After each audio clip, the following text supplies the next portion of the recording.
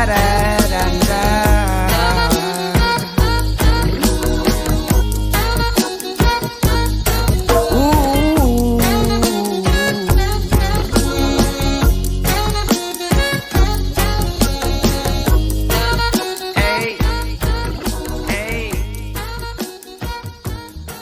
and welcome to episode 3 of the Texas Vibes Reggae Podcast. I am your host, Gregory Moreno.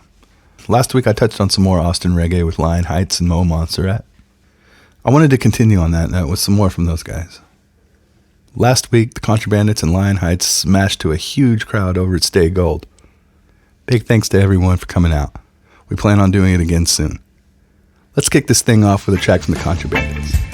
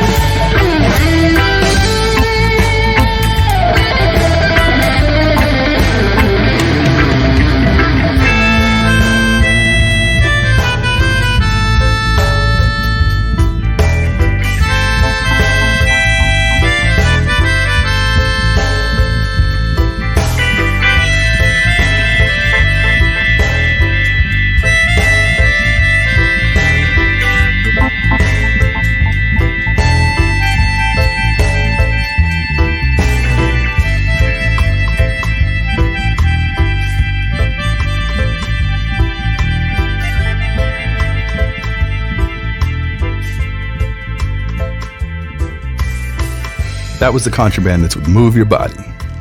Today we'll have a conversation with Mo Montsarrat. If you don't know, Mo has been playing reggae music in Texas for a while now, and has given us tons of insight into the days before we were around. We've got him on the line today to provide more insight. I'm lucky enough to spend time playing with Mo and get to hear some great stories. Let's get into it. Welcome to the podcast, Mo. Why don't you tell our listeners a little bit about how you got started playing reggae here in Texas? I first started playing reggae in Hawaii, and then I moved to Texas shortly after that. I think I came here in about 1975.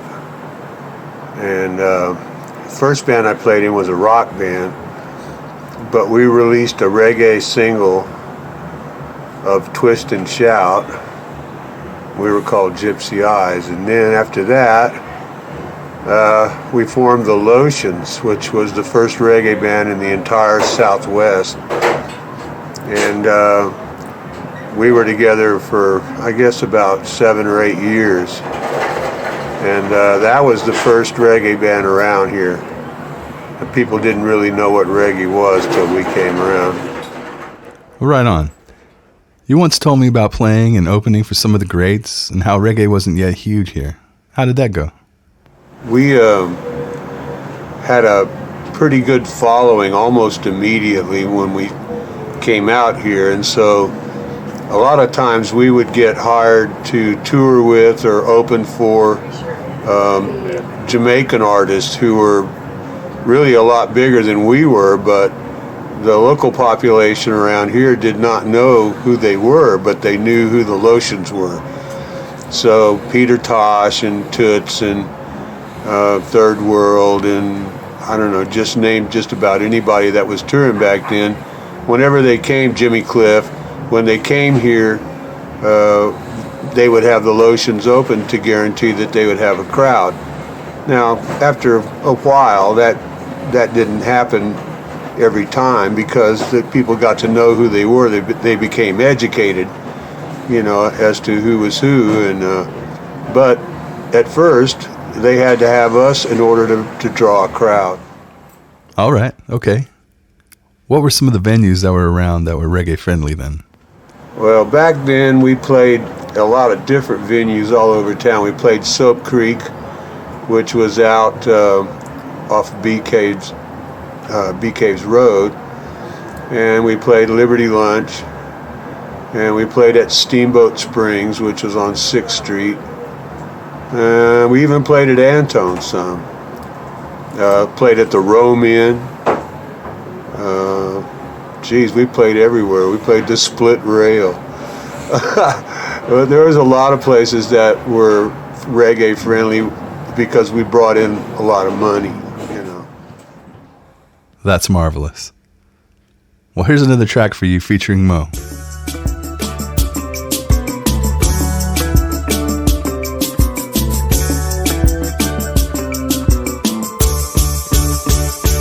We got smooth sailing. Looks like every drop of rain is gone. Smooth sailing, and a blue sky full of rainbows from now on. We didn't break apart in stormy weather.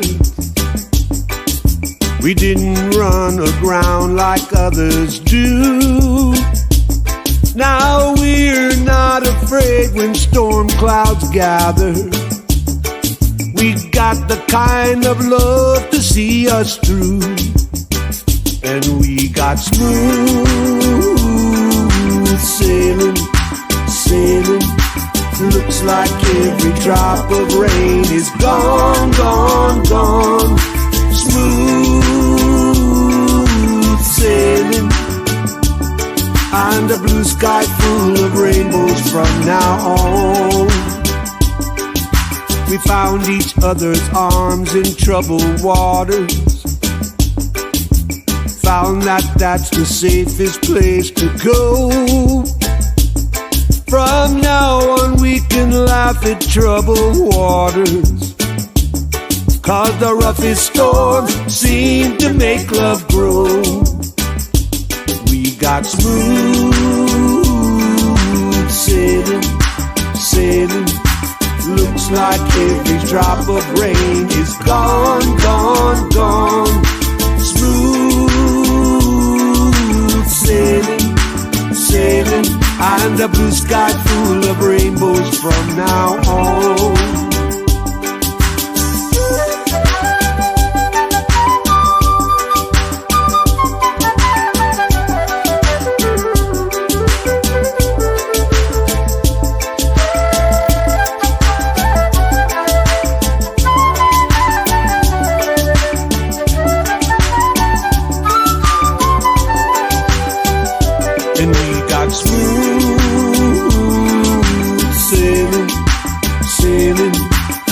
looks like every drop of rain is gone, gone, gone. Smooth sailing, and a blue sky full of rainbows from now on. And a blue sky full of rainbows from now on.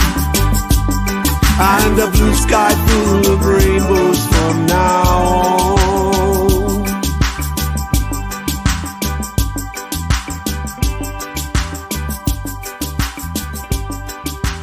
That was Mo with Smooth Sailing. So tell us, Mo, what are your current projects and future endeavors looking like these days? R.J. Johnson and I are producing a solo album of mine, and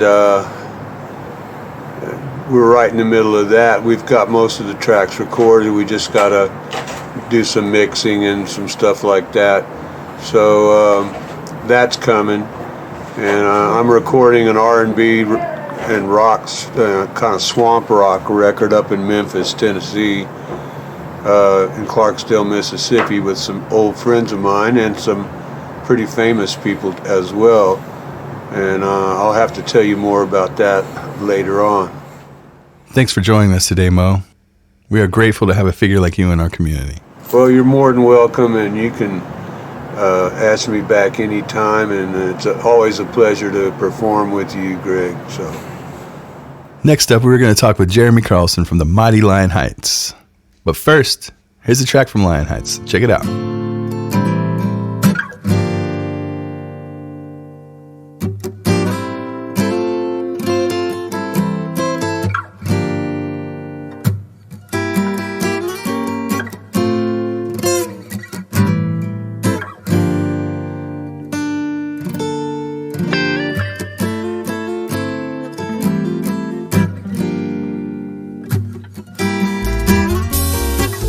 It's so cold I can't think straight tonight. My troubled pen struggling to scribble in the words that fit just right. Alright, my toes are frozen, my notebook is open, but I guess I just need time. I tick-tock, watch the hands dance round the clock, feeling like that my head is spinning. I'm so close to giving up. Hey, whoa, whoa. Hey, whoa, whoa. Na, na, na, na. Hey, whoa, whoa. Hey. So I say, hey, whoa, whoa. Hey, whoa, whoa. Na, na, na, na. Hey, whoa, whoa, whoa. Yeah. 'Cause without you, my whole mind goes blank. My thoughts escape, ideas have been erased, and I don't know how I'll ever fix this now. The biggest bag of tools couldn't fix this bruise. Ooh, say I'm so lonely for someone to come and hold me, but I guess I'll be just fine. Tick tock, watch the hands dance round the clock, and like they might be spinning. 'Cause I know things ain't what they seem, they ain't what they see. So I still follow my dreams. I follow my dreams. 'Cause without you here next to me, oh, I'm still singing, swinging, swinging. Yes, I am. I will wait. I will wait, yes I will wait, I will wait for some words to come along. I will wait, I will wait, I will wait for the inspiration to return to my head. I will wait, yes I will wait, 'cause I know things ain't what they not what they see, yeah. And I still follow my dreams. Oh,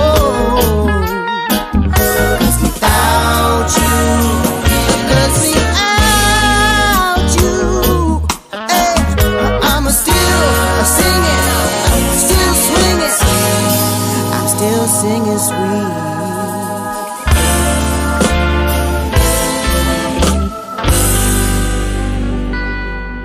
That was Lion Heights with Ain't What It Seems. I love that tune. Just try and get that one out of your head. So we got Jeremy Carlson on the line.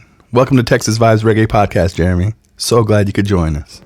All right, man. Well, big up, Greg. You know, thanks for having me on here, man. It's a really cool project. How did you personally get into reggae music? All right, me personally getting into the reggae world. Let me think here. I got into it from the punk and kind of like ska world. I was a big fan of Bad Brains. I still am. I'm a big fan of the Specials, and my earlier bands were kind of like a punk ska high school band that we had going on, and I didn't really know about the reggae, roots reggae, until a little bit later, but that was kind of the beginning of it, and I kind of always heard the influence of the music that I was listening to that was coming from there that I didn't get till later. I really liked Sublime back in the day, and they took a lot of their influence from a lot of roots music. And yeah, it was just kind of until I started exploring the music and going back and listening to artists and stuff that were kind of influences of the musicians that I was listening to. And it kind of just became a waterfall after that. Just kept listening to more and more stuff, looking for, digital crate digging, if you will. And yeah. Sweet, man. I can dig it. Now, why don't you tell the people how Lion Heights came to be and how you guys came to Texas? Lion Heights came to be in Chicago in around 2013 or so. We had been playing with each other for a couple years already. We met in Columbia College, Chicago. We all went to the same school. James and I, guitar player, and myself were music students. And Dane, the bass player, vocalist, was a audio engineer in the audio school. And so he was wandering around the music building putting up posters for a reggae club that he was going to start. I saw the poster. I was like, hey, I'm new around here. Let me go see what's up with the reggae club, meet some new friends, and play with some people. And that's how we originally met. We had formed a little band off that club and had played in town and backed some artists and written some original material. And later on, it kind of materialized into a thing where, after going on this long tour with this one artist, we kind of decided that we could do everything ourselves in-house rather than, having to depend on a vocalist or someone who, we were kind of waiting for work, waiting for somebody to hire us rather than, doing our own stuff. And out of that kind of necessity, Lion Heights kind of formed. We started doing, writing our own music, and it's history since then, I guess. How we get down to Texas? Well, Dane is from Houston, and so he was already knew about Texas. I did not know anything about Texas at all. And it was kind of, between the three of us was kind of, hey, we really like playing music together, but we were all kind of tired of living in Chicago, where we were living and how we were living and how we were getting work at the time. And we were all just kind of simultaneously ready for a change of environment, but we didn't want to stop playing music together as well. So we said, hey, let's all move somewhere together. It was Dane's idea. Hey, Austin seemed pretty cool. I've been there a couple times. I'm from Houston, blah, blah, blah. And we were kind of all just like, yeah, that sounds cool. And we moved down here, and yeah, that's how we are now, still here. Nice. Now the people can have more insight into your band's origins. Do you think your training in other styles of music and multiple instruments help you to prepare to play reggae? Yeah, I think, well, first and foremost, I was blessed to have, parents that would deal with me as a kid, like banging on drums and making noise on the piano and stuff. And I think that all instruments and all kind of aspects of musicality all influence each other at the same time. And one thing when I was in school was anybody, no matter what instrument you were there to study, how to learn piano, because piano taught a lot of fundamentals, and I kind of wish it was the same with drums, because I feel like drums teach rhythm. I mean, they do teach rhythm, and I feel like whether you're a guitar player or you're a keyboard player, or even if you're a singer, I feel like learning how to play drums is beneficial to you, just for those things that you take away from the drums then can apply to your actual instrument or what have you. Yeah, I feel like they both kind of complement each other, and things I learn on piano, I find myself kind of using similar, I don't know how to say it, similar kind of methods on drums, and likewise with drums going to, keyboard, I take kind of rhythm ideas that I have applied or learned on drums and can apply to other instruments, and it's really cool to be able to have that cross connection. You're very talented. That's awesome. Lastly, what's the current situation with Lion Heights, and what's in store for the future? Yeah, so upcoming things for Lion Heights. I mean, as always, you can find us hanging out alongside Greg at the Jam every Thursday at Flamingo. I encourage everybody listening to this to either come out yourself or tell a friend. There's no cover. Come and play with us. Come bring an instrument, bring your voice, whatever you do.